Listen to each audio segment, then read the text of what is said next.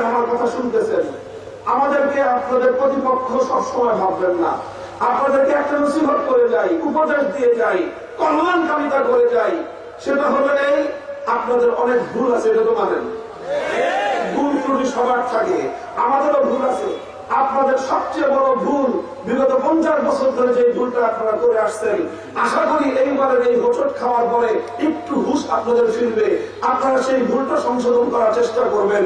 সেটা হলো আওয়ামী লীগের সবচেয়ে বড় ভুল, আলেমদের কাছ থেকে কোন রাজনৈতিক কথা তারা সহ্য করতে পারে না। এই হলো তাদের সবচেয়ে বড় ভুল। আলেমদের কাছ থেকে তারা মাসলা মাসায়েল শুনতে পছন্দ করে, আলেমদের কাছ থেকে তারা খতম করতে পছন্দ করে, আলেমদের কাছ থেকে তারা মিলাদের সুর শুনতে পছন্দ করে, আলেমদের কাছ থেকে তারা সব ওয়াজের সুর শুনতে পছন্দ করে।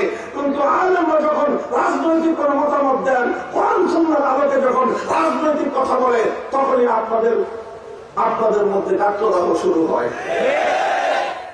এ নিয়ে আপনাদের সঙ্গে আমাদের অনেকবার লড়াই হয়েছে। আপনারা আমাদের কণ্ঠ চেপে ধরবার চেষ্টা করেছেন, কিন্তু আমি তো শুরুতেই বলেছি, আপনারা যেরকম এক সরকারের এক দলের দল করেন, আমরা আরেকজনের দল করি।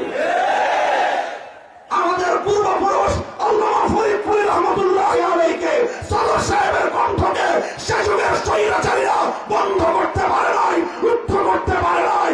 সদর সাহেবের সন্তানদের কণ্ঠ রুদ্ধ করতে পারবেন না।